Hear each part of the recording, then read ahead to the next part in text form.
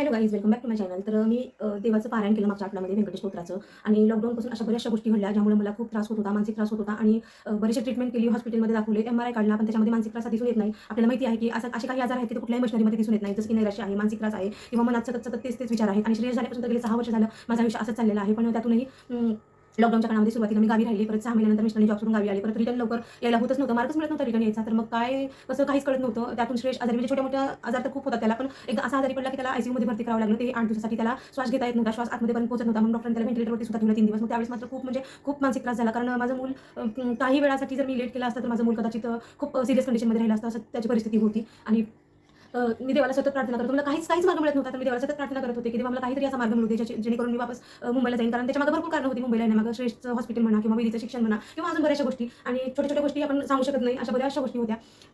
त्यातून मग हो नाही, हो नाही असं चाललेलं मिस्टरांचं सुद्धा. कारण गावाकडे आमची शेती आहे, घर आहे आणि माझे सासूबाई सासरे सुद्धा गावी आहेत आता.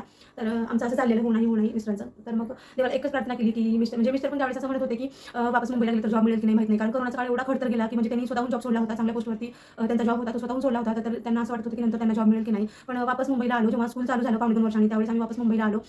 अगदी 15 दिवसामध्ये त्यांना त्याच कंपनीमध्ये बोलावण्यात आलं आणि त्यांना त्यांची पोस्ट मिळाली. त्याच कंपनीमध्ये ते रिजॉइन झाले, ज्या कंपनीत त्यांनी स्वतःहून जॉब सोडला होता. तर त्याच कंपनीमध्ये रिजॉइन झाले. आणि मी देवाकडे एकच प्रार्थना केली होती की मला योग्य मार्ग दाखव, मला वापस मुंबईला जाऊ दे. जर मिस्टरांनी नाही जॉब केला तर मग मी काहीतरी प्रयत्न करेन, मला फक्त मार्ग दाखव. पण देवाची खूप छान कृपा झाली की ज्या कंपनीमध्ये मिस्टरांना जॉब, म्हणजे ऑलरेडी त्या कंपनीमध्ये ते जॉब करत होते, त्याच कंपनीमध्ये त्यांना जॉब मिळाला. वैदिकचं शाळेचं रुटीन छान सुरू झालं, आमचं सगळं व्यवस्थित सुरळीत चालू झालं. कोरोनाचाही पूर्ण सगळं जे काही सिम्प्टम्स होते सगळे पूर्ण त्याच्यावर लस निघाली. आणि ह्या सगळ्या गोष्टी खूप सुरळीत झाल्या.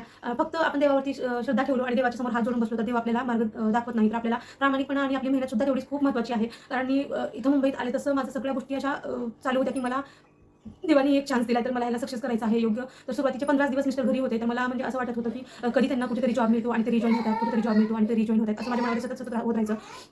तर ते रिजॉइन झाले, सगळ्या गोष्टी छान झाल्या आणि गेले 3 वर्ष झाले आता मला वापस येऊन मुंबईमध्ये माझं पारायण करायचं राहिलं होतं. कारण व्यंकटेश स्तोत्राचं पारायण हे 108 ओव्या आहेत त्याच्या, आणि त्या मला 108 वेळेस वाचायच्या होत्या. मग ते 1-2 दिवसामध्ये मला शक्य नव्हतं, कारण घरातली सगळी कामं, श्रेयसची जिम्मेदारी, परत वैदिकचं स्कूल, त्यामुळे मला पॉसिबल होत नव्हतं. तर आता वैदिकला ख्रिसमसच्या सुट्ट्या मिळाल्या आणि त्यावेळेस मी ठरवलं की नाही, मला पहिलं पारायण करून घ्यायचं आहे. देवाने मला योग्य दिशा दाखवली आहे, सगळं माझ्या आयुष्यात चांगलं केलं आहे. तर मग कुठेतरी माझ्याकडून लेट होत आहे असं मला नेहमी वाटत होतं. आणि मग ह्या सगळ्या गोष्टी मी बाजूला ठेवल्या आणि पहिलं मी सुट्टी लागल्या दुसऱ्या दिवशी पारायणाला सुरुवात केली. म्हणजे मी अगोदरच्या शनिवारपासून पारायणाला सुरुवात केली, कारण मला समाप्ती शुक्रवारीच करायची होती. तर मी 7 दिवस व्यंकटेश स्तोत्राचं पारायण केलं. रोज सकाळी लवकर उठून फ्रेश होऊन देवाची पूजा वगैरे करून मी पारायणाला बसायची आणि रोजची मी 15-15 अध्याय वाचले आणि शेवटच्या दिवशी मी 18 अध्याय वाचले. आणि असं करून मी माझं पारायण 7 दिवसामध्ये कंप्लीट केलं. खूप छान वाटते आता, मनाला पॉझिटिव्ह वाटतंय. आणि हे सांगण्याचा उद्देश हेच आहे की आपण देवावरती श्रद्धा ठेवतो, पण त्याच्या मागे आपली मेहनत आणि आपला प्रामाणिकपणा हे सुद्धा खूप गरजेचं आहे. आणि हे सुद्धा हे केलं तर आपल्याला फळ नक्की मिळणार याची गॅरंटी मला तरी वाटते आहे आता. म्हणून मी काही गोष्टी आता आयुष्यामध्ये अजूनही चांगल्या करायच्या ठरवलेल्या आहेत. आता श्रेयस असा होता म्हणून मी एवढी वर्ष सतत निराश राहायची, सतत तेच विचार करत राहायची. पण आता नाही. आता देवाने जर एवढी छान संधी दिलेली आहे तर त्याचा मला सोनं करण्याचा एक प्रयत्न करायचा आहे, जेणेकरून मला त्या गोष्टींमध्ये समाधान मिळेल.